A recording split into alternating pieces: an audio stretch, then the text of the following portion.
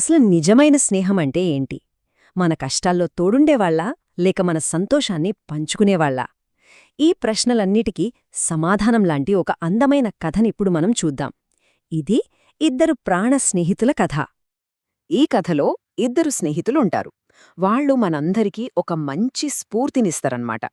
పదండి వాళ్ళ ప్రయాణంలోకి వెళ్ళిపోదాం. అసలు స్నేహం విలువేంటో తెలుసుకుందాం. ఒక దట్టమైన పచ్చని అడవి ఉండేది. ఆ అడవిలో బంటి అనే కుందేలు, మాంటీ అనే కోతి ఇద్దరు భలే ప్రాణస్నేహితులు. రోజూ తెల్లవారిందంటే చాలు, సాయంత్రం అయ్యేంతవరకు వాళ్ల ఆటపాటలతో ఆ అడవి అంతా సందడి సందడిగా ఉండేది. వాళ్ళిద్దరి స్నేహాన్ని చూసి అడవిలో ఉన్న మిగతా జంతువులన్నీ అబ్బా ఎంత బాగుందో వీళ్ల స్నేహమని ముచ్చటపడేవన్మాట.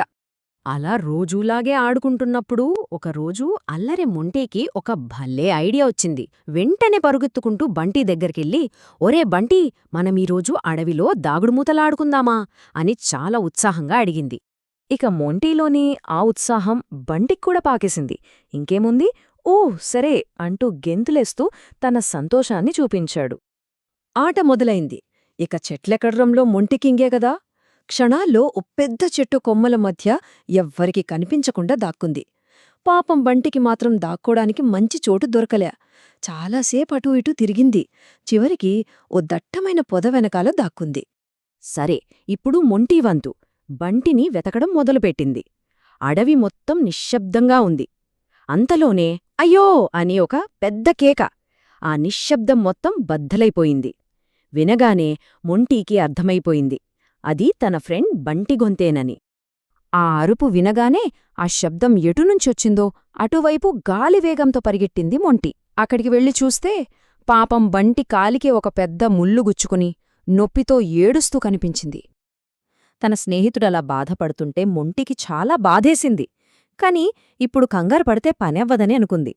వెంటనే బంటి దగ్గరికి వెళ్ళి, ఏయ్ అస్సలు కదలకు, నేనున్నాగా, నేన్నీకు హెల్ప్ చేస్తాను అని ధైర్యం చెప్పింది. చెప్పినట్టే ముందుగా చాలా జాగ్రత్తగా బంటికి నొప్పి తెలియకుండా ఆ ముల్లును నెమ్మదిగా బయటకు తీసింది. ఆ తర్వాత నడవలేకపోతోన్న బంటిని తన వీపుమీద ఎక్కించుకుని నెమ్మదిగా జాగ్రత్తగా ఇంటి దగ్గర దింపింది.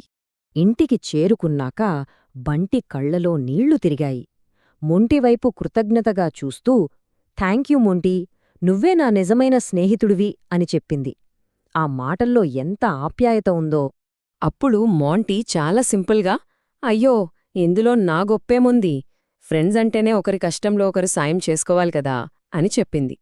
ఆ రోజు జరిగిందంతా వాళ్ళిద్దరి స్నేహాన్ని ఇంకా బలపరిచింది. అప్పణ్నుంచి వాళ్ల బంధం ఇంతకుముందు కన్నా ఎన్నో రెట్లు స్ట్రాంగ్ అయిపోయిందన్నమాట.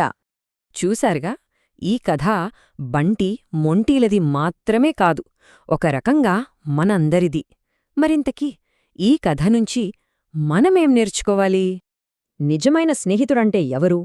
మన సంతోషంలో మనతో పాటు నవ్వేవాళ్ళా? కాదు, మన కష్టంలో మన పక్కన నిలబడేవాడే నిజమైన స్నేహితుడు. కష్టమనే చీకట్లో మన చెయ్యి పట్టుకుని ధైర్యమనే వెలుగులోకి నడిపించేవాళ్లే అసలైన స్నేహితులు. ఈ కథ తర్వాత ఒక్క క్షణం ఆలోచిద్దాం. మన జీవితంలో మనకు అండగా నిలబడే ఇలాంటి మొంటీలు ఎంతమందున్నారు? అంతకన్నా ముఖ్యంగా మనం మన స్నేహితులకు ఓ మొంటేలా అండగా ఉండగలుగుతున్నామా? ఎందుకంటే నిజమైన స్నేహితుడు దొరకడం ఒక ఎత్తైతే, మనమే ఒకరికి నిజమైన స్నేహితుడిగా మారడం ఇంకో ఎత్తు.